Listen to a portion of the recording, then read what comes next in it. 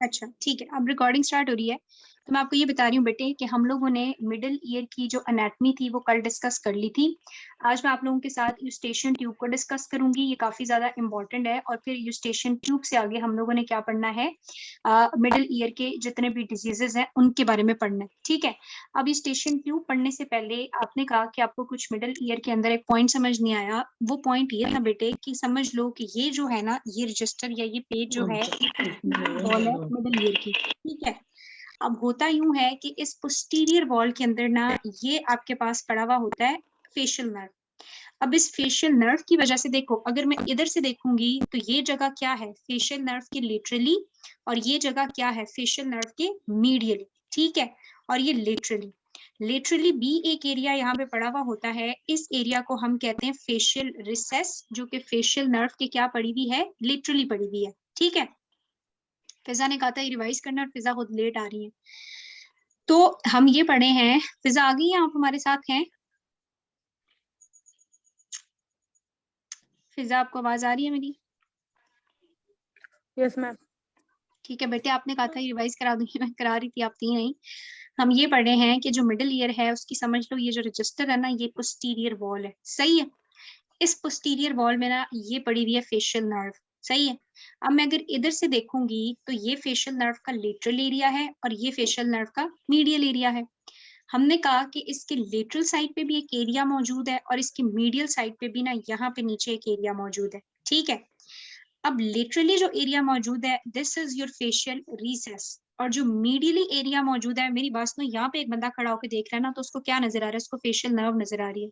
Facial nerve के पीछे जो एरिया है वो तो नजर नहीं आ रहा, इसलिए चूंकि ये नजर नहीं आता तो इसको हम लोग कहते हैं कि ये क्या है, ब्लाइंड एरिया। ना सिर्फ ब्लाइंड एरिया बल्कि इसका जो नाम है वो क्या है, साइनस टेम्पेनाई। ठीक है, क्या नाम है इसका, साइनस टेम्पेनाई। रिकरंट कॉलिस्टोमा हो रहा हो तो हम ये समझते हैं कि शायद वो इस एरिया में है। अब आपका कंसर्न ये है कि साइनस टेम्पेनाई की जो बाउंड्रीज है वो समझ नहीं आ रही। अच्छा, देखो बेटे, इसके लिटरली क्या पड़ा हुआ है, क्या है इसके literally, facial nerve. Facial nerve. ठीक है, अच्छा, अब देखो ये पोस्टीरियर वॉल है ना, तो इसके इधर ना मीडियल वॉल होगी, क्योंकि हमने कहा ये एक बॉक्स है ना, एक कमरा है, एक कमरे की तरह है। तो ये पोस्टीरियर वॉल है और यहाँ पे खड़ी हुई क्या होगी, मीडियल वॉल। तो इस एरिया के मीडियली क्या है, इस एरिया के मीडियली क्या है, ये एरिया ना, इसके मीडियली क्या पड़ा हुआ है, ये यूं खड़ी हुई क्या है, मीडियल वॉल। तो हम क्या कहेंगे कि लेटरली फेशियल नर्व पड़ी हुई है और मीडियली क्या है, मीडियल वॉल है। पोस्टीरियरली क्या है, ये एरिया किसके ऊपर है, पोस्टीरियर वॉल के ऊपर। सो पोस्टीरियरली हमने कहा कि हमारे पास पोस्टीरियर वॉल है। तो इसमें मुश्किल क्या थी, मुश्किल ये है कि इसके सुपीरियरली एक बोन पड़ी हुई है और इसके इंफीरियरली भी एक बोन पड़ी हुई है। इस बोन को हम पॉन्टिक्यूलस या पता नहीं क्या कह रहे थे। ठीक है, और जो इंफीरियरली बोन पड़ी हुई है वो हमारे पास सेबिक्यूलस या सेबिक्यूलम है। बस, तो हमने इसकी ये बतानी है कि इसका रूफ क्या है, इसका फ्लोर क्या है, इसकी मीडियल, लेटरल और पोस्टीरियर बाउंड्रीज क्या है। Clear now? सो ये एक साइनस एरिया, ब्लाइंड एरिया है जो फेशियल नर्व के मीडियली पड़ा हुआ है पोस्टीरियर वॉल के ऊपर। पोस्टीरियरली पोस्टीरियर वॉल है, लेटरली फेशियल नर्व है, मीडियली मीडियल वॉल है, सुपीरियरली भी बोन है और इंफीरियरली भी बोन है। ठीक है, क्लियर? Yes ma'am. ठीक है, तो मैं अब ये बता रही थी आप लोगों को, बल्कि आप लोग ना मुझे सिर्फ 2 मिनट दें, मैंने आप लोगों की जो तस्वीरें बनानी होती हैं वो तो मैंने आज बनाई नहीं है, तो मैं आपको दिखाऊंगी कैसे। बस मुझे 1 मिनट दें, पहले मैं आप लोगों को जरा तस्वीरें दिखाऊंगी। तस्वीरें क्या, बल्कि मैं पहले बता देती हूँ, पर मैं जरा पिक्चर्स वाला फोन ले आती हूँ। मैंने आपको ये बताना है कि हम लोगों ने मिडिल ईयर की एनाटमी कल पढ़ी है, मैं एलोज आपके साथ अभी आखिर में डिस्कस करती हूँ। मिडिल ईयर की एनाटमी के बाद हमने पढ़ने थे बेटे मिडिल ईयर की डिजीजेस पढ़ने थे ना, लेकिन मिडिल ईयर के डिजीजेस का एक बड़ा कॉमन रूट होता है। फॉर एग्जांपल ये आपका जो है वो पिना था, ये आपकी एक्सटर्नल ऑडिटरी कैनाल है, this is your tympanic membrane, और टेम्पनिक मेम्ब्रेन के साथ से आपका मिडिल ईयर स्टार्ट हो रहा है। तो आपको पता है कि जो मिडिल ईयर होता है इसमें दो तरह की ओपनिंग्स हैं। ये यहाँ पे यूस्टेशन ट्यूब के थ्रू आपके नेजोफेरिंग्स में ओपन होता है, और पोस्टीरियरली भी इसकी ओपनिंग है जो जाके वेस्ट मैस्टॉइड में ओपन होती है। अब बहुत सारे इन्फेक्शन जो कि रेस्पिरेटरी ट्रैक के थ्रू आते हैं वो आते हैं नेजोफेरिंग्स में हैं, और नेजोफेरिंग से यूस्टेशन ट्यूब, और यूस्टेशन ट्यूब से वो मिडल ईयर में आते हैं, और मिडल ईयर से वो मैस्टॉइड में चले जाते हैं। सो मैस्टॉइडाइटिस भी हो जाता है, यानी बहुत सारे घर वालों का कंप्लेन होती है कि जो इसको राइनाइटिस हुआ, कोराइजा हुआ, फ्लू था और अब इसके कान के पीछे स्वेलिंग हो गई, तो वो स्वेलिंग बेटे इस तरह से आपके रेस्पिरेटरी ट्रैक से ट्रेवल करके मास्टाइटिस कॉज करती है। सो इसलिए आज हम लोग पहले यूस्टेशियन ट्यूब पढ़ेंगे कि ये क्या है, कितनी है, क्या साइज है, इसकी क्या इंपॉर्टेंस है, अगर ये ब्लॉक हो जाती है तो क्यों होती है, हम कितने टेस्ट से इसको डायग्नोज कर सकते हैं और फिर हम लोग किस तरह से इसको ट्रीट कर सकते हैं। तो इसलिए पहले हम लोग आज यूस्टेशियन ट्यूब के बारे में पढ़ेंगे और कल इंशाल्लाह फिर मैं आप लोगों को मिडिल ईयर के डिजीजेस जो बहुत ज्यादा इंपॉर्टेंट है वो पढ़ाऊंगी। बस मुझे 2 मिनट दें कि मैं जरा पिक्चर्स ले आऊं।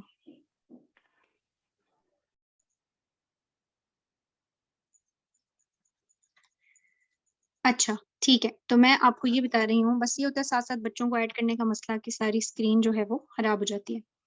तो मैं आप लोगों को ये पढ़ा रही हूँ कि हम लोगों ने आज यूस्टेशियन ट्यूब के बारे में पढ़ना है। तो जिस तरह एक्सटर्नल ऑडिटरी किनाल के 2 पोर्शन है ना, यूस्टेशियन ट्यूब के भी 2 पोर्शन होते हैं। आउटर बस फर्क किया उसके ऑपोजिट, आउटर 1/3 जो है वो इसका बोनी है और जो इनर 2/3 है ना वो कार्टिलेजिनियस है। अब एमसीक्यू आपसे ये आता है कि जो इसका एस्थमस है ना वो नर्वस पोर्शन है, वो कहाँ होता है? तो वो ये जो बोनी और कार्टिलेजिनियस की जंक्शन है ना, ये इसका नर्वस पोर्शन होता है जिसको हम लोग एस्थमस कहते हैं। ठीक है, सो ये एक इम्पॉर्टेंट पॉइंट आपको पता होना चाहिए। And this is basically isthmus, जो नर्वस पोर्शन है जहाँ पे बेसिकली कार्टिलेजिनियस और बोनी पोर्शन आपस में मिल रहे हैं। मुझे कोई बताए एक्सटर्नल ऑडिटरी किनाल का जो एस्थमस बताया था वो किधर था, उसकी क्या लोकेशन थी? 6 millimeter lateral. हाँ, very good, 6 millimetre lateral to the tympanic membrane.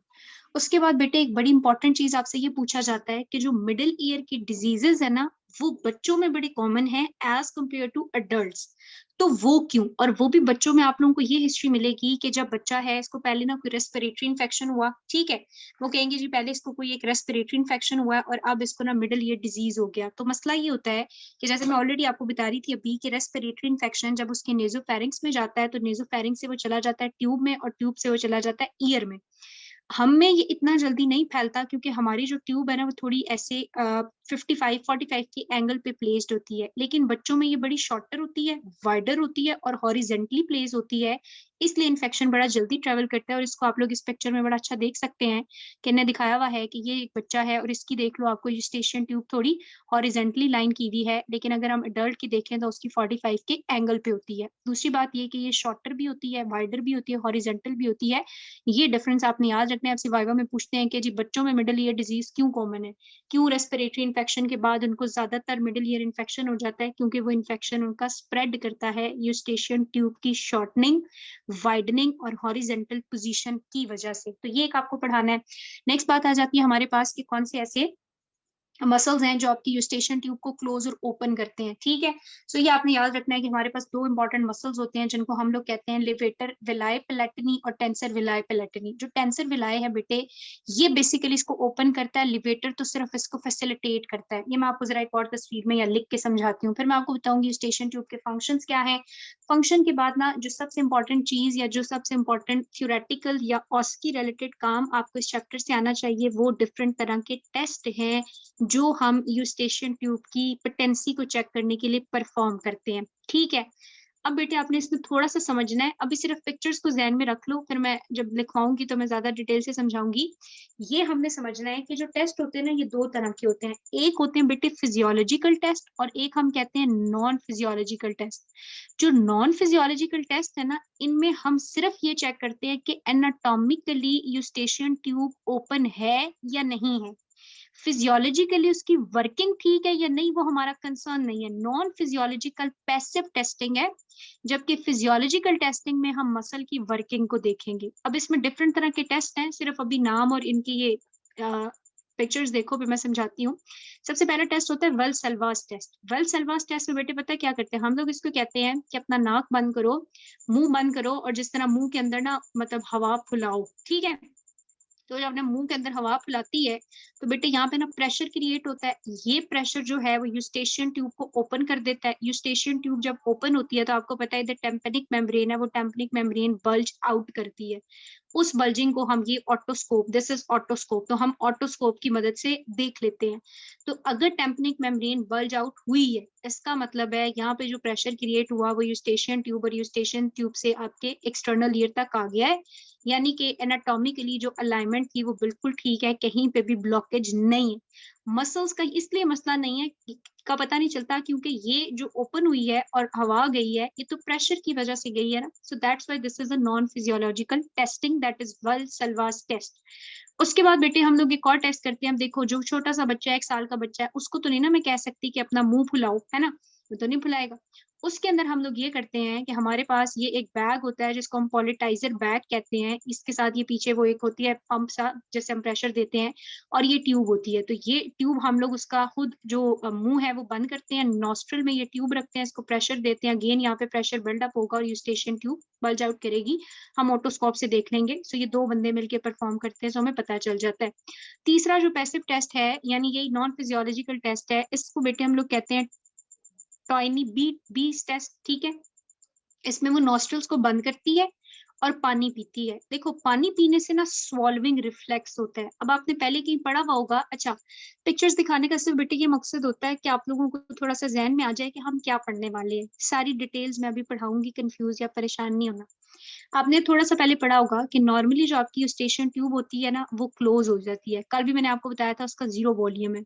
ये ओपन तब होती है जब आप यॉर्निंग जमाई लेते हो या स्वॉल्विंग का रिफ्लेक्स करते हो, तो फिर इसके जो प्लेटर एलिवेटर और जो टेंसर मसल्स हैं वो जो हैं वो कॉन्ट्रैक्ट करते हैं और ये ओपन हो जाती है। तो जब ये बेटे पानी पिएगी ना स्वॉल्विंग रिफ्लेक्स होगा, सो इसके मसल्स जो हैं वो बेसिकली कॉन्ट्रैक्ट करेंगे और ट्यूब ओपन होगी। तो ये मसल्स की पोटेंसी चेक हो रही है ना, this is physiological testing, active testing. हमें मसल्स का पता चलता है कि वो काम कर रहे हैं या नहीं कर रहे हैं। उसके बाद हम लोग क्या कर सकते हैं, एक बड़ी इंपॉर्टेंट चीज होती है जिसका आप कहते हैं यूस्टेशियन ट्यूब कैथेटराइजेशन। इस यूस्टेशियन ट्यूब कैथेटराइजेशन में आपने एक तो पहले देखना होता है कि इसको आप लोगों ने सेपरेट करना होता है माइक्रो सक्शन ट्यूब वगैरह से। उसकी ये इंपॉर्टेंट पॉइंट होते हैं कि इसकी एक राउंड ओवल ऊपर एंडिंग होती है, फिर इसके अंदर एक टर्न आ रहा होता है, फिर इसके साथ रिंग होती है। अब आप इधर से जो रिंग के ऑपोजिट एरिया होता है इसको नॉस्ट्रल में इंटर करते हो। जब बेटे ये नॉस्ट्रल से इंटर होती है तो बड़ा खूबसूरती से ना इसको ऐसे हुक की फॉर्म में इंटर किया जाता है, फिर मीडियली रोटेट होता है, फिर इसको रिट्रैक्ट करते हैं और फिर इसको 180 डिग्री पे रोटेट करके ना यूस्टेशियन ट्यूब में इंटर करते हैं। तो इसकी पोजीशनिंग बड़ी खूबसूरती से सेट की जाती है। मेरा नहीं ख्याल आप लोगों को भी कराएंगे, ओपीडीज वगैरह में नहीं कराएंगे, रेयर प्रोसीजर है, लेकिन आप इसको यूट्यूब पे देख सकते हो। तो ये कैथेटराइजेशन करके भी हम लोग क्या कर सकते हैं, ट्यूब को देख सकते हैं, यानी टेम्पनिक यूस्टेशियन ट्यूब में वो कर सकते हैं और फिर उसकी पोटेंसी को चेक कर सकते हैं। कैसे मैं सारा समझाऊंगी। एक फिर हमारे पास प्रोसीजर आ जाता है टेम्पेनोमेट्री। टेम्पेनोमेट्री में हम लोग क्या कर रहे होते हैं, एक तरफ से जो है वो हम इसको प्रेशर दे रहे होते हैं और दूसरी तरफ से यहाँ पे हम लोग टेम्पेनोमीटर जिसके 3 कंपोनेंट हैं, प्रेशर वेव बेसिकली यहाँ पे डिटेक्ट कर रहे होते हैं हम लोग। इसमें ना बेटे इन्फ्लेमेशन और डी इन्फ्लेमेशन टेस्ट है, वो मैं सारा समझा के आऊंगी तो आपको ये अच्छे से समझ आएगा। बस ध्यान में रख लो कि एक प्रोसीजर यूस्टेशियन ट्यूब को चेक करने के लिए टेम्पेनोमेट्री भी परफॉर्म होता है, ठीक है। देन हमारे पास जो टेम्पेनोमेट्री के बाद चीजें हैं उसमें, अच्छा यहाँ पे आई नहीं, टेम्पेनोमेट्री के बाद ना हम लोग डिफरेंट तरह के स्कैन्स वगैरह भी परफॉर्म करते हैं, ठीक है। उसमें हम लोग जो है वो इसको रेडियो स्कैनिंग कर सकते हैं, सीटी कर सकते हैं, पता नहीं तस्वीरें मेरे पास नहीं आई, सीटी स्कैन कर सकते हैं। वो सारी टेस्टिंग मैं आप लोगों को बताऊंगी। फिर हम ये पढ़ेंगे कि अगर यूस्टेशियन ट्यूब ब्लॉक हो गई है, ब्लॉकेज आ गया है, तो ब्लॉकेज किस वजह से आया हुआ है और फिर ब्लॉकेज को किस तरह से रिमूव किया जा सकता है। तो ये डिफरेंट आज का जो भी आपका लेक्चर है उसके लाइक एलोज हैं या फिर मैं कह दूं मस्ट नोज है। तो इसमें हम सबसे पहले यूस्टेशियन ट्यूब की थोड़ी फंक्शनिंग के बारे में, एनाटॉमी के बारे में, मसल्स के बारे में पढ़ेंगे। फिर हम इसकी डिफरेंट टेस्टिंग टेक्निक पढ़ेंगे। फिर हम इसकी पैथोलॉजी पढ़ेंगे कि अगर ये ब्लॉक हुई भी है तो उससे पेशेंट को क्या होगा, एंड देन इसकी ब्लॉकेज को कैसे रिमूव किया जा सकता है, कोई इतना वो नहीं है, सही है। तो ये डिफरेंट चीजें जो है वो आज हम लोगों ने पढ़नी है, तो इसको हम लोग स्टार्ट कर लेते हैं। सबसे पहले हमारे पास आ जाता है कि यूस्टेशियन ट्यूब है क्या। तो बेटे इस यूस्टेशियन ट्यूब जो है बेसिकली अगर हम लोग इसको वही बात आती है दोबारा से ड्रॉ कर लें तो ये आपका पिना है, ये आपकी एक्सटर्नल ऑडिटरी कैनाल है, and then this is your tympanic membrane. Tympanic membrane के बाद हमारे पास ये स्टार्ट हो जाता है आपके पास मिडल ईयर, और मिडल ईयर में से यहाँ पे जो इसकी इंटीरियर बाउंड्री होती है, इंटीरियर बाउंड्री में से ये ट्यूब निकलती है और ये ट्यूब बेसिकली जाके ओपन होती है किधर, नेजोफेरिंक्स में, ठीक है। सो ये वाली जो ट्यूब है इसको हम लोग क्या कहते हैं, यूस्टेशियन ट्यूब कहते हैं। ना सिर्फ हम लोग इसको यूस्टेशियन ट्यूब कहते हैं बेटे, हम लोग इसको ऑडिटरी ट्यूब भी कहते हैं, और थर्ड नाम जो इसका है वो है फेरिंगोटेम्पेनिक ट्यूब, क्योंकि ये आपकी टेम्पेनिक कैविटी को जो आपका फेरिंग्स है उसके साथ जोड़ती है, कनेक्ट करती है। So it is known as pharyngotympanic tube. Pharyngotympanic tube का क्या मतलब है? ये मतलब है कि ये फेरिंक्स को टेम्पैनिक कैविटी के साथ कनेक्ट करती है। किस फेरिंक्स को?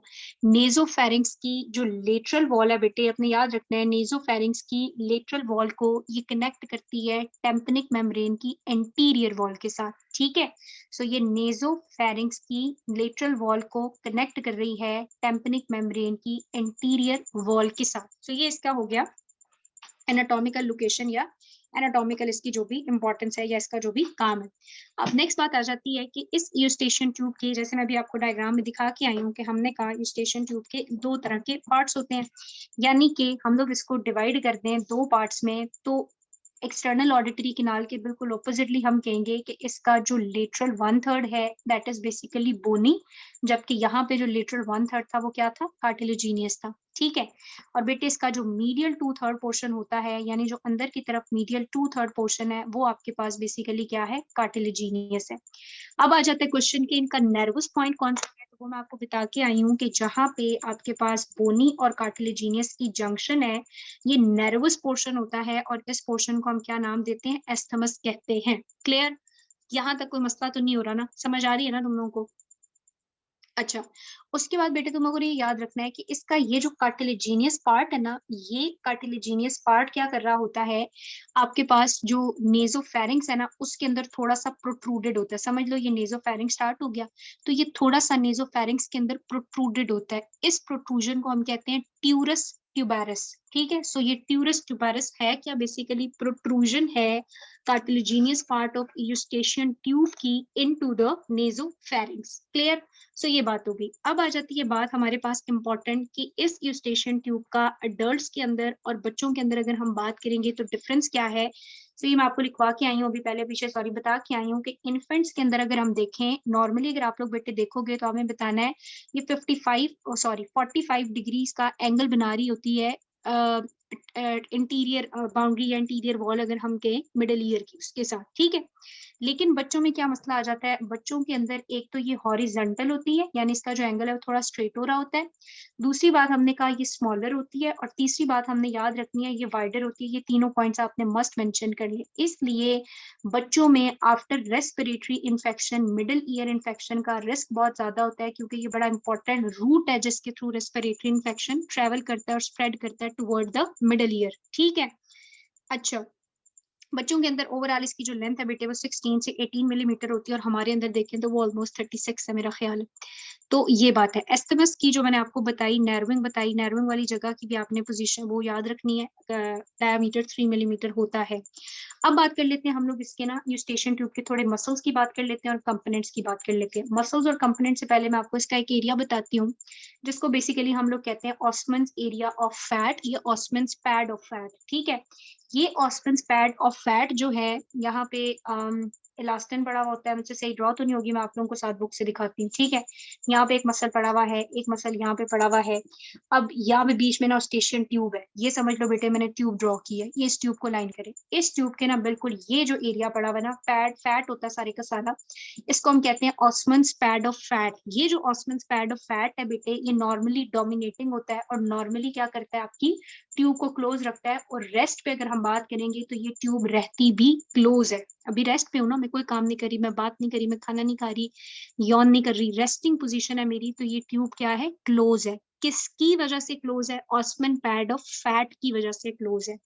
अब दूसरी बात आ जाती है कि जब हम लोग यॉर्निंग करते हैं यानी जुमाई लेते हैं या सॉल्विंग रिफ्लेक्स परफॉर्म करते हैं या प्रेशर इम्बैलेंस आ जाता है, तो तब ट्यूब को ओपन होना पड़ता है प्रेशर को इक्विलिब्रिएट करने के लिए एटमॉस्फेरिक प्रेशर के साथ, ठीक है?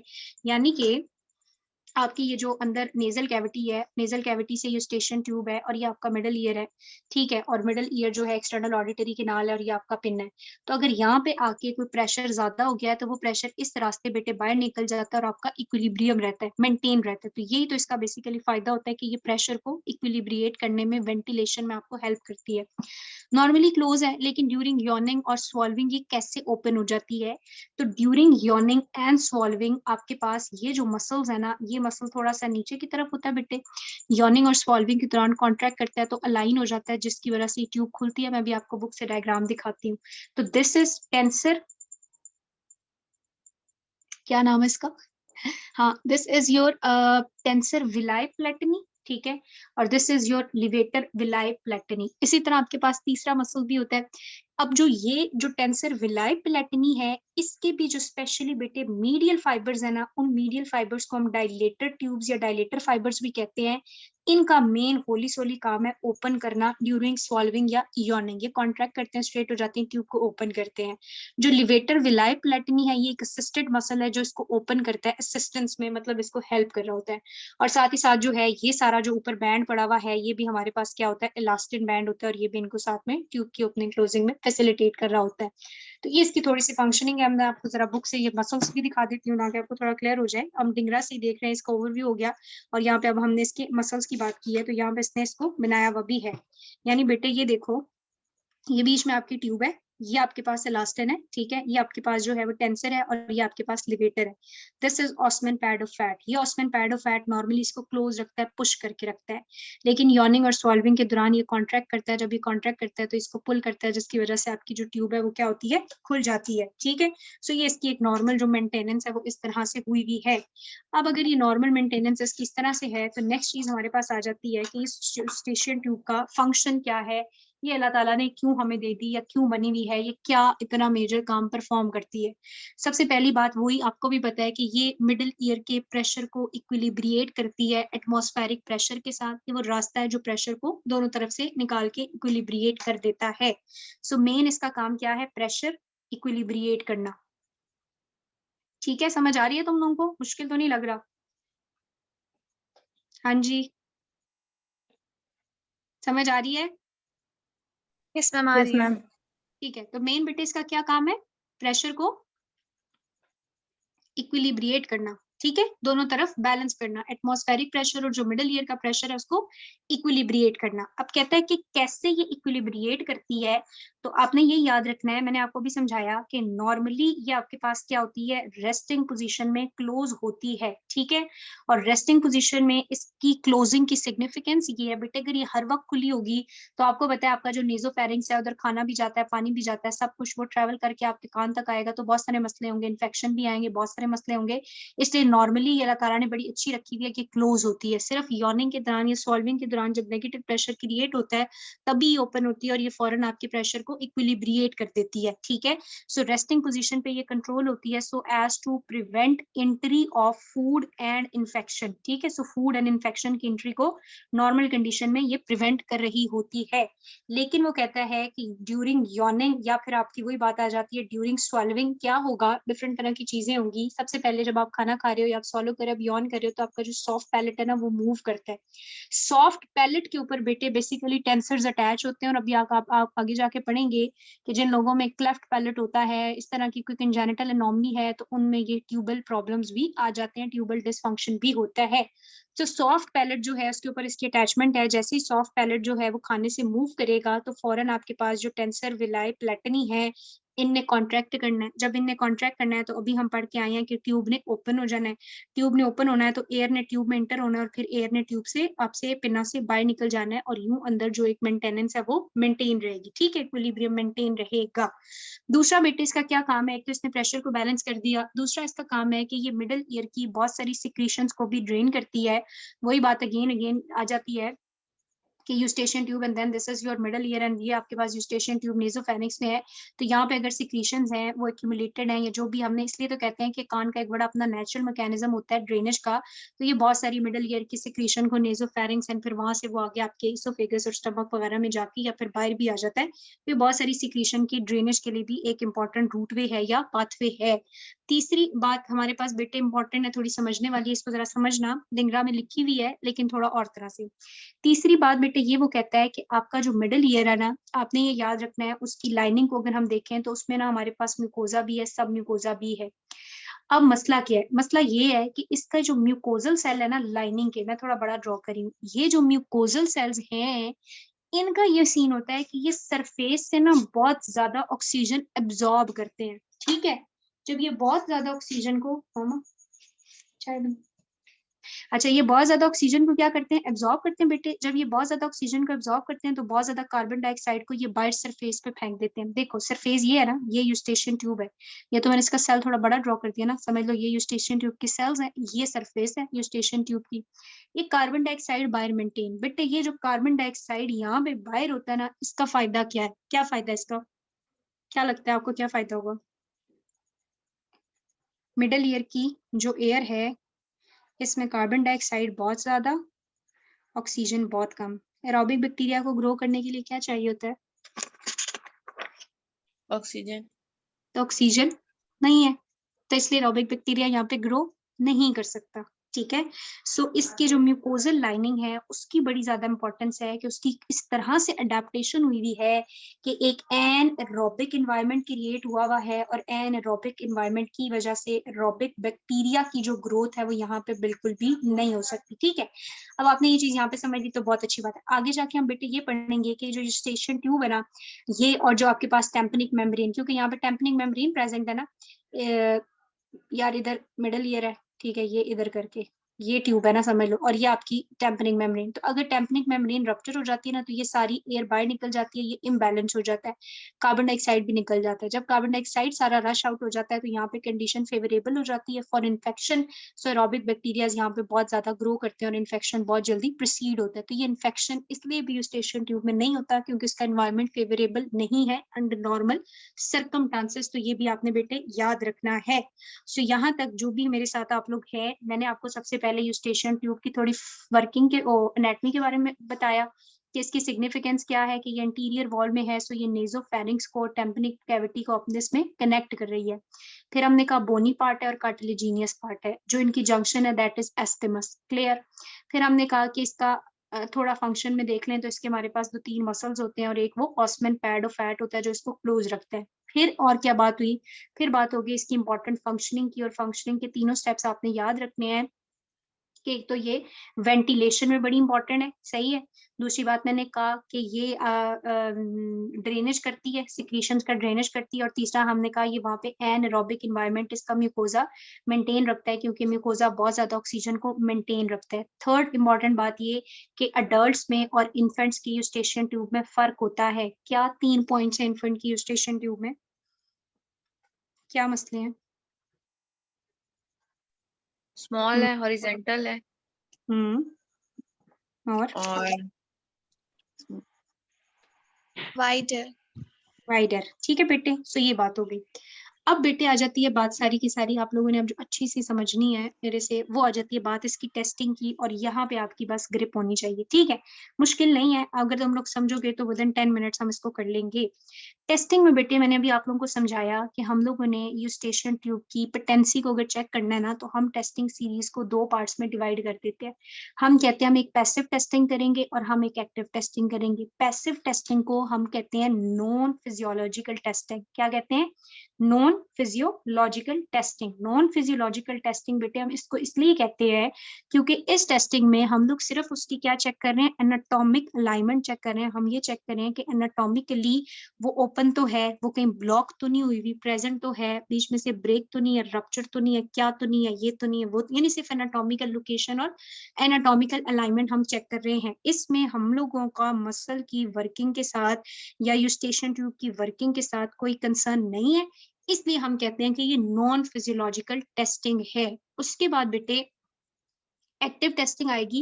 एक्टिव टेस्टिंग को हम फिजियोलॉजिकल टेस्टिंग कहते हैं, इसलिए क्योंकि इसमें जो है वो मसल वर्क करेगा, हमें मसल वर्किंग के बारे में कंसर्न है, that's why it is known as physiological testing. अब हम जरा अपने टेस्टिंग के ऊपर जाएंगे। सबसे पहले जो हमारे पास टेस्ट आ जाता है बेटे, मैंने भी आप लोगों को समझाया कि हम पैसिव टेस्टिंग पढ़ने लगे हैं, जिसका मतलब है नॉन फिजियोलॉजिकल टेस्टिंग। तो इसमें सबसे पहला टेस्ट आपके पास क्या है? Valsalva test. क्या है? Valsalva test. Valsalva manoeuvre भी आप आगे जाके देखोगे, बहुत सारे डिजीजेस में हम करते हैं, वो इसलिए करते हैं कि ट्यूब ओपन रहे या जो हवा है वो क्रॉस करती रहे। अब ये जो बेटे वेल सेल्वास टेस्ट है, अब आप सुनो इसमें हमने करना क्या है। इसमें हमने पेशेंट को क्या कहना है समझ लो ना, मुझे ड्राइंग ही नहीं आती ना, मेरा तो सबसे पता नहीं मैं मुंह बनाना चाह रही हूँ और देखो मैंने क्या बनाया। अच्छा देखो, ये इसकी आंखें हम बनाते हैं, ये हम इसके नोस्ट्रल बना रहे हैं, ये इसका कान बन गया। ठीक है, अब इसमें ना हम उसको कहते हैं कि अपने नोस्ट्रल को क्लोज करें और अपने लिप्स को भी क्लोज करे, ठीक है। और इधर ना हवा बढ़ना स्टार्ट करे, जैसे मुंह फुला ले, ठीक है।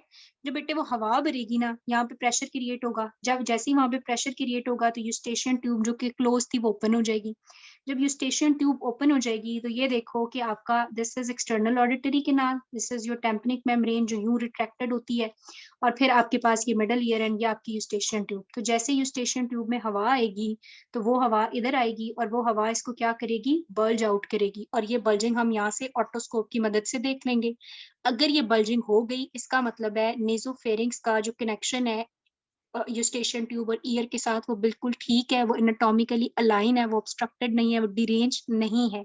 समझ आ गई है? कितने बच्चों को ये समझ आई है? Yes, ma'am, आ गई। चलो रिपीट करो,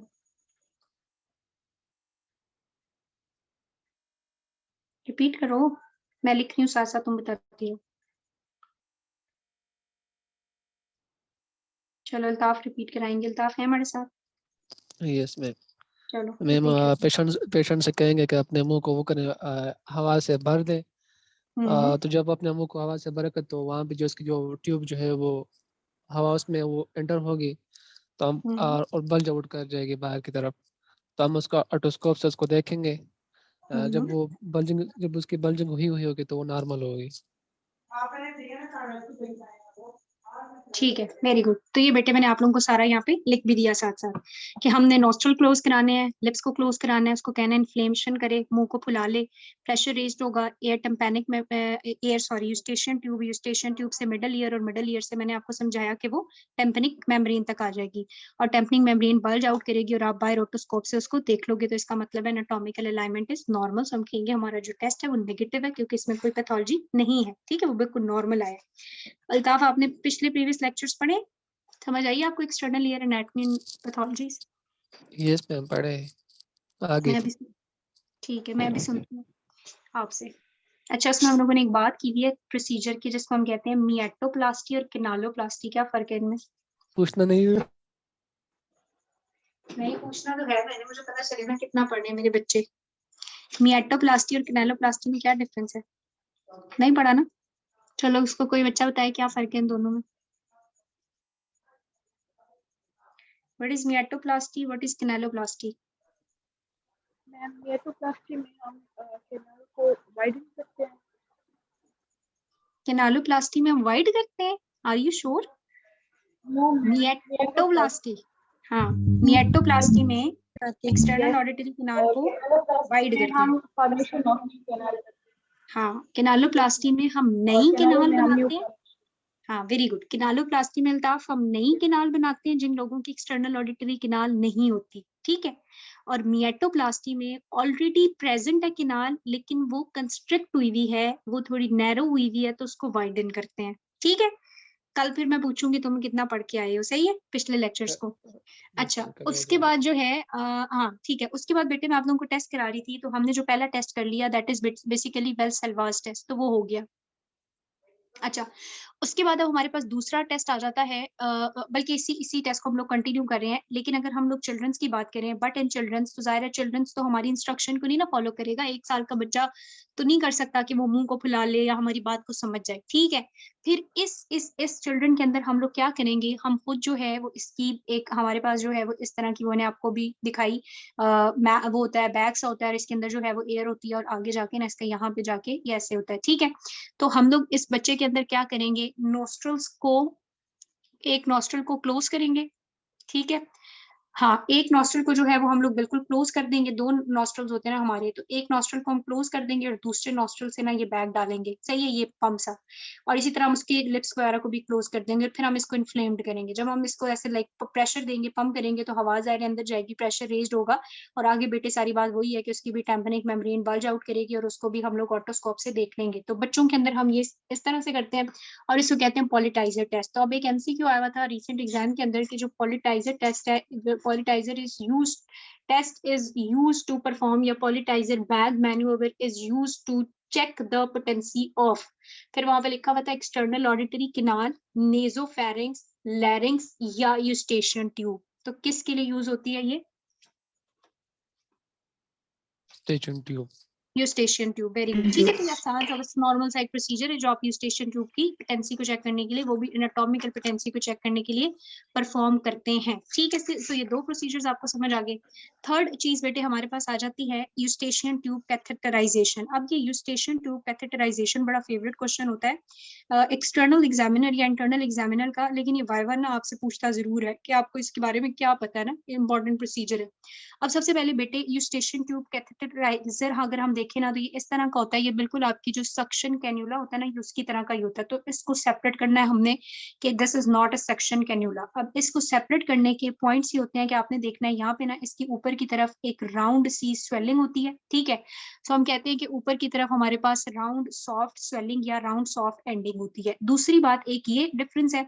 दूसरा बेटे जो सक्शन कैन्यूला होता है ना वो बिल्कुल स्ट्रेट होता है, लेकिन अगर हम इसको देखेंगे तो इसमें ना यहाँ पे ये टर्न आ रहा है। सही है, सो दूसरा इंपॉर्टेंट या आप इस तरह से वो आपको दोनों ट्यूब सामने रख दे और आपको कहीं डिफरेंशिएट करो या मुझे बताओ यूस्टेशियन ट्यूब कैथेटराइजेशन कैथेटर कौन सा है जिसको आपने डालना है यूस्टेशियन ट्यूब की तरफ, या फिर सक्शन वाला जो कैन्यूला है वो कौन सा है जो आप डाल के सक करते हो मटेरियल जो भी ट्रैकिया वगैरह में चला जाए। तो उसको सेपरेशन आपने इस तरह से करनी है कि इसकी जो अपर एंड होता है वो राउंडेड होता है, उसके बाद इसके अंदर यहाँ पे एक टर्न आ रहा होता है, और तीसरी बात आपने ये देखनी है कि यहाँ पे ना बेटे एक रिंग प्रेजेंट होती है। इस रिंग की ये इंपॉर्टेंस है कि आपने रिंग के ऑपोजिट चीज को इंड्यूस करना है, आपने नाक में इधर से डालना है। ठीक है, रिंग आपने बाहर आउटर साइड पे रखनी है। सो टर्न और लोअर पोर्शन पे आपने देखना है कि रिंग प्रेजेंट होती है। अब नेक्स्ट बात आ जाती है कि हम लोगों ने इसको परफॉर्म कैसे करना है, इसको इंसर्ट कैसे करना है। मैं सजेस्ट करूंगी कि इसके आप लोग को वीडियो देखें या मैं आपको सेंड करूंगी। तो सबसे पहले वो कहता है कि आपने इसको लेना है और आपने ज़ाहिर है इसको इंसर्ट करना है। इंसर्ट कैसे करना है, आपने स्ट्रेट बिल्कुल इनटू द नेजल कैविटी, यानी कि फॉर एग्जांपल अगर ये इसकी नेजल कैविटी है तो मैं यहाँ से स्ट्रेट नेजल कैविटी में इंसर्ट करूंगी। ये स्ट्रेट नेजल कैविटी में जा रहा है, जा रहा है, जा रहा है, जा रहा है। ठीक है, अब बेटे ना ये थोड़ी सी हुक की तरह का होता है। जब ये straight into the nasal cavity जा रहा है तो नेजल कैविटी में जाके ना मैंने इसको हुक को मतलब समझ लो यूं क्या करना, तो मैंने इस हुक को मीडियली टर्न करना है। ठीक है, मीडियली टर्न करने के बाद ना मैंने इसको नीचे की तरफ खींचना है, थोड़ा रिट्रैक्ट करना है। रिट्रैक्ट करने के बाद हम इसको 180 डिग्री पे घुमाते हैं तो ये यूस्टेशियन ट्यूब में इंटर हो जाता है। अब ये यूस्टेशियन ट्यूब की यहाँ पे नेजल कैविटी में इस तरह से अलाइनमेंट होती है, और इस अलाइनमेंट में ट्यूब को लाने के लिए हमें करना पड़ता है। आई जस्ट होप कि तुम लोगों को समझ आ रही हो कि मैम क्या कह रही है। मैं ये कह रही हूँ कि आप इसको इंटर करते हो, इंटर करने के बाद आप इसको मीडियली टर्न करते हो, मीडियल टर्न करने के बाद आप इसको 180 डिग्री पे रोटेट करते हो, फिर आप इसको इंसर्ट कर देते हो। तो ये बड़ी आसानी से आपकी यूस्टेशियन ट्यूब के अंदर इंटर हो जाता है। मैं मुझे याद कराना, मैं तुम लोगों को वीडियो भेजूंगी जो कि तुम लोग बिल्कुल नहीं मुझे याद कराते और मैं भी भूल जाती हूँ। तो हमने कहा कि स्ट्रेट जो है, मैं अब आपको स्टेप वाइज लिखवाती हूँ। स्टेट जो है वो हम बस ये यार आपके ना लाइक ऑस्की मटेरियल्स या वो वाली स्किल्स होती हैं, और ये स्किल्स आपको ज्यादा हेल्प करती हैं अगर आपने सोचा हुआ है कि आप लैब या इस तरह का कोई टेस्ट देना चाहते हो, क्योंकि वो आपकी क्लिनिकल स्किल्स को बड़ा जांचते हैं। पाकिस्तान में ऐसा कुछ भी नहीं आया तो बड़े बड़े सर्जन को, बल्कि अब मैं तुम लोगों को क्या बताऊं कि शर्म वाली बात है, क्या बात है कि 3-4 दिन पहले हमारे सामने एक डेथ सिर्फ इस वजह से हो गई कि उसका जो ट्रैकिया था उसके साथ जो ट्रैकियल सारा एपरेटस होता है, मैं जब आपको थ्रॉट पढ़ाऊंगी तो बताऊंगी। सो ट्रैकियल वेंटिलेशन ट्यूब नहीं थी हमारे हॉस्पिटल में, बड़ी यंग 33 ईयर ओल्ड लेडी की डेथ हो गई। जब आपके पास ट्रैकियल एपरेटस नहीं था, आपके पास ट्यूबिंग नहीं थी, रिसर्च में वेंटिलेशन नहीं थी, आपको सर्जरी की जरूरत भी नहीं थी, आपको रिस्क लेना ही नहीं चाहिए था। 300 रुपए की आती है ना, तो वो हॉस्पिटल में थी ना, वो फार्मेसी से मिली ना, वो करीब की फार्मेसी से मिली, फिर उसकी डेथ हो गई। तो बस यही है कि पाकिस्तान में कोई स्किल्स वगैरह की इंपॉर्टेंस ही नहीं है, क्योंकि ना तो किसी भी हॉस्पिटल में आप चले जाए कोई SOP फॉलो नहीं होता। पेशेंट को ब्लीडिंग हो रही है, पेशेंट मर रहा है, कोई स्किल परफॉर्म, एक तो परफॉर्म ही नहीं करते, परफॉर्म भी करेंगे मेरे जैसे उठ के जिनको आता ही कुछ नहीं होगा। तो खैर बस अब अल्लाह ही है। तो ये बात कर रहे थे हम लोग कहाँ की कि ट्यूब जो है वो किस तरह से इंटर हो रही होती है। मुझे अक्सर लोग कहते हैं बहुत एंटी पाकिस्तान बहुत एंटी पाकिस्तान है, वैसी बातें मैं स्टूडेंट्स भी मुझे कहते हैं अक्सर। मैं कहती हूँ यार जो फैक्ट है तो वो तो फैक्ट है ना, वो उसको आप लोग एक्सप्लेन किया करें। बीइंग अ डॉक्टर आपकी रिस्पॉन्सिबिलिटी है, आप अपने सर्जन से या अपने HOD से बहस किया करें। और मुझे तुम लोग सारे पूछते हैं ना मैम आपकी डिस्टिंक्शंस क्यों नहीं आती, इस वजह से नहीं आती। हर टीचर हर सर्जन के साथ मेरी बहस और लड़ाई होती है। लेकिन बात चलो, हम क्या बात कर रहे थे कि हम लोग जो है वो ये स्टेशन ट्यूब कैथेटराइजेशन किस तरह करते हैं। सो हमने ले लिया बेटे, इसको हमने नेजल कैविटी में स्ट्रेटली जो है वो नेजल कैविटी में आपने इसको इंड्यूस करना है। इसको स्ट्रेट इंड्यूस कर करते रहना है। और आपने ये ख्याल रखना है कि रिंग वाली जो साइड है ना वो आपकी डाउनवर्ड होनी चाहिए। ये नहीं है कि आपने रिंग वाली साइड को इंटर करा दिया है। सो रिंग साइड जो है वो आपकी डाउनवर्ड होनी चाहिए। और बड़े स्किल्ड पर्सन जो है वो इसकी लेंथ वगैरह मेजर करते हैं और सारा देखते हैं। जब वो नेजोफेरिंक्स में पहुंच जाती है तो मैंने आपको बताया नेजोफेरिंक्स में पहुंचने के बाद आपने उसको मीडियली रोटेट करना है, यानी ट्यूब को अंदर की तरफ रोटेट करना है। सो हम उसको क्या करते हैं, 3 स्टेप्स हैं। स्ट्रेट अंदर जा रही है, नेजोफेरिंक्स में पहुंच चुकी है, मीडियली रोटेट करना है, मीडियली रोटेट करके बेटे इसको पुल बैकवर्ड करते हैं, थोड़ा हम इसको क्या करते हैं, रिट्रैक्ट करते हैं, ठीक है। और बैकवर्ड पुलिंग के बाद हमने इसको 180 डिग्री पे रोटेट करना है और अब इसका मुंह सेट हो जाएगा यूस्टेशियन ट्यूब में जाने के लिए। और अब ये यूस्टेशियन ट्यूब के अंदर जो है वो पहुंच जाएगी और वहां पे जो है वो ये अच्छा हाँ, ये स्टेशन ट्यूब के अंदर ये पहुंच जाएगी। और बेटे अब आप लोग जब इसको बाहर से जो इसकी ये रिंग है और यहाँ से इसको ब्लो करोगे, जब ये ब्लो करोगे तो वही वाला सारा सीन हो जाएगा कि अंदर प्रेशर क्रिएट होगा। और प्रेशर जब क्रिएट होता है तो हमारे पास जो है वो टेम्परिंग मेम्ब्रेन की बल्जिंग होती है और वो आप दूसरी तरफ से देख रहे होते हो ऑटोस्कोप की मदद से। तो ये भी एक पैसिव टेस्टिंग की टेक्निक है। वाइवा पॉइंट के लिए आपको आनी चाहिए और इसके ये पॉइंट्स आने चाहिए। सो मैंने आपको बताया कि हम यूस्टेशियन ट्यूब की पेटेंसी चेक कर रहे थे और उसके लिए हम लोग पैसिव टेस्टिंग परफॉर्म कर रहे थे। और पैसिव टेस्टिंग में हमने 3 प्रोसीजर्स के नाम बस आपको आने चाहिए, थोड़ी सी टेक्निक आनी चाहिए। सबसे पहला टेस्ट हमने क्या परफॉर्म किया, वेल सेल्वास मैन्यूवर। दूसरा हमने क्या किया, पॉलिटाइजर मैन्यूवर, जो हम बच्चों के लिए करते हैं। और तीसरी बेटे आपको क्या बता दी, यूस्टेशियन ट्यूब कैथेटराइजेशन। मेरे साथ हो या सो गए हो, तो इंटरेस्टिंग सी बात थी। अच्छा अब हम लोगों ने जो है वो फिजियोलॉजिकल टेस्टिंग करनी है। फिजियोलॉजिकल टेस्टिंग में आपको पता है कि हम लोग उसका क्या चेक करेंगे, मसल की वर्किंग वगैरह देखेंगे कि मसल्स काम करते हैं या नहीं करते। अभी मैंने आपको एक पिक्चर दिखाई दी, उस पिक्चर में वो ये टेक्निक परफॉर्म हो रही थी कि हम लोग उसको कहते हैं टॉनी बी टेस्ट, ठीक है, टोनॉबी टेस्ट या टॉनी बी टेस्ट हम इसको कहते हैं। इसमें बेटे वो करती ये है कि अपनी नेजल कैविटी को ना नॉस्ट्रल्स को क्लोज कर लेती है, नाक को बंद कर लेती है और पानी पीती है, ठीक है। सो हम लोग उसको कहते हैं कि ड्रिंक वाटर, पानी पिए, या स्वॉल्विंग का जो एक्ट है ना वो परफॉर्म करे। अभी मैंने आपको बताया कि जब वो स्वॉल्विंग होगी, पानी को निकलेगी, तो जो सॉफ्ट पैलेट है बेटे वो अपवर्ड मूव करेगा। जब सॉफ्ट पैलेट अपवर्ड मूव करेगा तो इसकी वजह से हमारे पास जो टेंसर विलाई प्लेटनी है वो कॉन्ट्रैक्ट करेगा। और जब वो कॉन्ट्रैक्ट करेगा तो ट्यूब क्या हो जाएगी, ओपन हो जाएगी, ठीक है। बात समझ आ रही है, बात समझ आ रही है। ट्यूब जो है वो आपके पास ओपन हो जाएगी और जब ट्यूब ओपन होती है तो वहां पे एक नेगेटिव प्रेशर क्रिएट होगा, ठीक है। नेगेटिव प्रेशर क्रिएट होने की वजह से अब जो टेम्पनिक मेम्ब्रेन है ना वो इनवर्ड ही बल्ज होगी। यहाँ पे नेगेटिव प्रेशर क्रिएट होगा और ये इनवर्ड बल्ज करेगी, अंदर की तरफ ये रिट्रैक्ट हो जाएगी। हम यहाँ बाहर से देख रहे हैं, अगर ये रिट्रैक्ट हो रही है इसका मतलब है अभी भी सारा कुछ मसल्स की वर्किंग बिल्कुल ठीक है। बात समझ आइए। सो ये जो है ये फिजियोलॉजिकल टेस्ट है, बड़ा कॉमनली परफॉर्म किया जाता है। अब हम लोग इसको फर्दर कंफर्म करने के लिए इन दोनों का एक मिक्सचर टेस्ट परफॉर्म करते हैं जिसको हम लोग बेसिकली कहते हैं टम्पेनोमेट्री।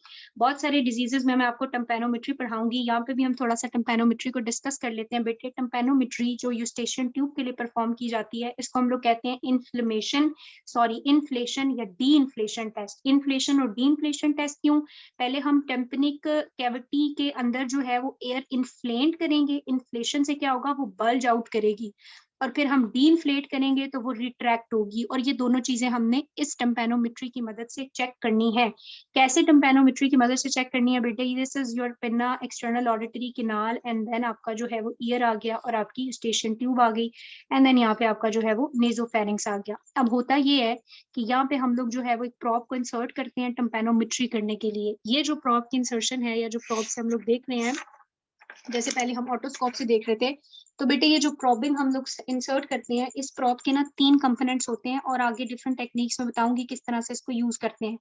एक इसकी टेक्निक जो है वो साउंड वॉल्यूम के लिए हो रही होती है, सॉरी साउंड सोर्स होती है, ठीक है। दूसरी जो है वो इसके अंदर माइक्रोफोन होता है और तीसरा जो है वो इसके अंदर प्रेशर मीटर होता है। हमारा जो कंसर्न अभी वाली टेक्निक में है वो प्रेशर मीटर के साथ है, ठीक है। सो होता ये है हमारे पास, सबसे पहले हम पेशेंट को कहते हैं कि वो वाल्सेल्वास मैन्यूवर करे। अब रिपीट करो, वाल्सेल्वास मैन्यूवर कैसे होगा और उससे होगा क्या, आसान सा है, अभी हमने पढ़ लिया। क्या होगा, वाल्सेल्वास कैसे होगा, नॉस्ट्रल्स बंद करे, लिप्स भी बंद करे, हवा फुलाए।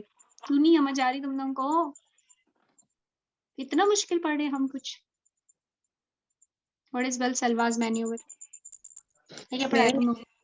मैम इसमें पॉजिटिव प्रेशर क्रिएट करते हैं, वो अपने नाक को पिंच करता है और माउथ को इन्फ्लेट करता है जिसकी वजह से एयर होती है वो यूस्टेशियन ट्यूब के थ्रू एंटर होके मिडल ईयर कैविटी में आ जाती है, और जो होता है टिम्पैनिक मेम्ब्रेन बाहर रप्चर, वो बाहर आउटवर्ड बल्ज आउट हो जाती है।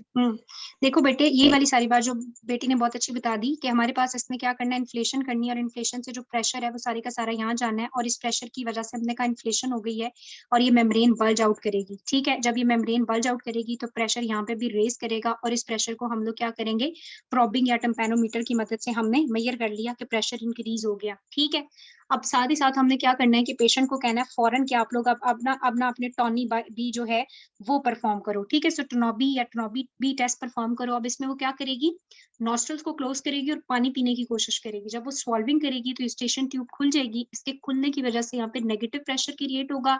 नेगेटिव प्रेशर क्रिएट होगा तो एयर सारी इधर मूव करेगी। जब बेटे एयर सारी इधर मूव करेगी तो आपकी जो टेम्पैनिक मेम्ब्रेन है वो अंदर की तरफ रिट्रैक्ट हो जाएगी।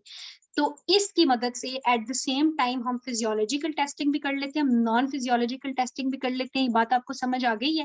पहले आपकी इन्फ्लेशन हुई है एंड देन फिर वो डिफ्लेशन हो गई है। सो हमने देख लिया कि टेम्पैनिक मेम्ब्रेन बल्ज आउट हुई, प्रेशर इंक्रीज हुआ, इसका मतलब एनाटॉमिकल अलाइनमेंट बिल्कुल ठीक है। और फिर जब हमारे पास प्रेशर डिक्रीज हुआ स्वॉल्विंग रिफ्लेक्स में, तब भी हमने देखा कि मेम्ब्रेन बल्ज इन हुई, इसका मतलब है मसल की वर्किंग भी बिल्कुल ठीक है।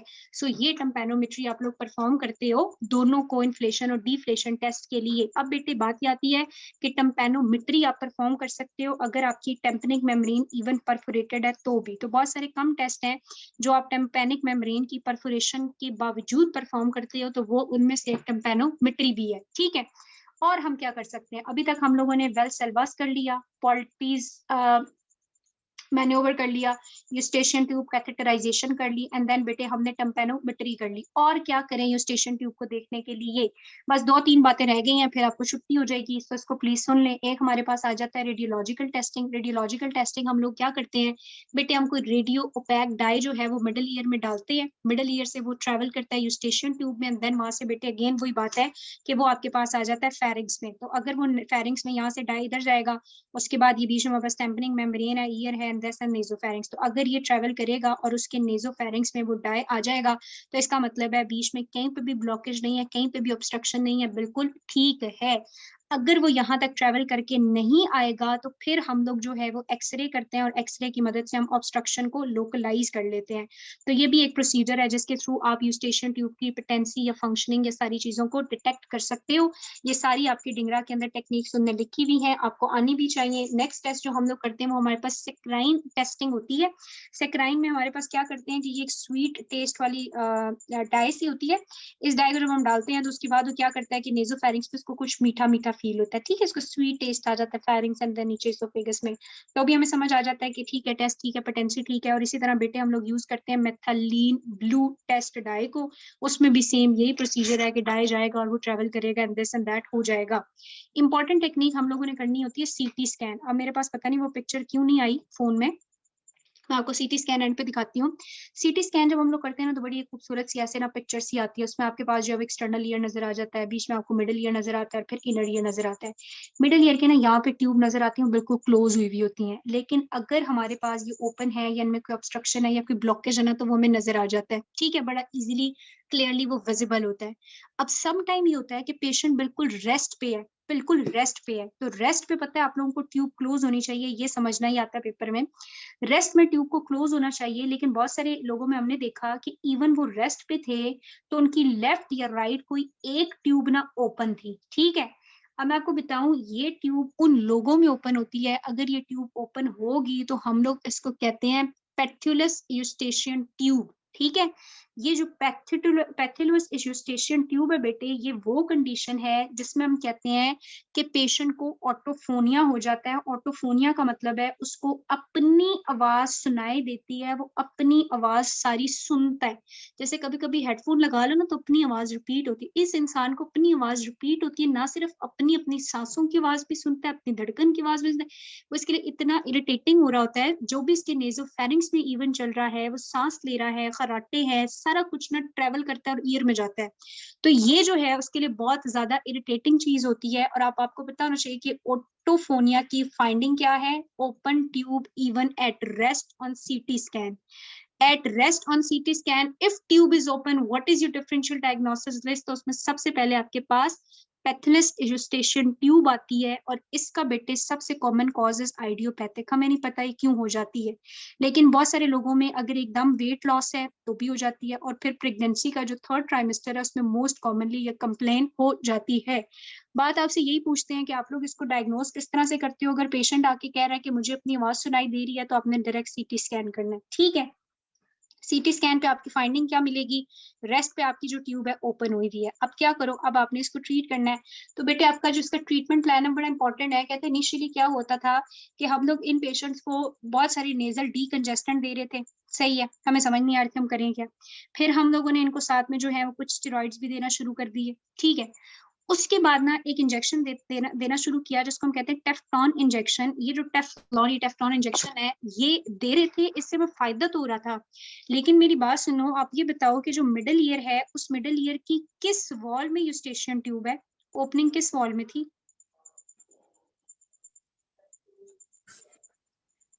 किस वॉल में थी? है इंटीरियर वॉल में। हाँ, इंटीरियर वॉल में। और इंटीरियर वॉल को दूसरा नाम क्या देते हैं? Carotid wall. Carotid wall. यहाँ पे बेटे आपको मैंने बताया था इंटरनल कैरोटिड आर्टरी रन करती है, ठीक है। तो जब हम लोग टेफ्लॉन इंजेक्शन दे रहे हैं तो वो इंजेक्शन बहुत ज्यादा टाइम क्या हो जाता है, डिफ्यूज हो जाता है और इंटर कर जाता है किसको, कार्टिलेजिनियस।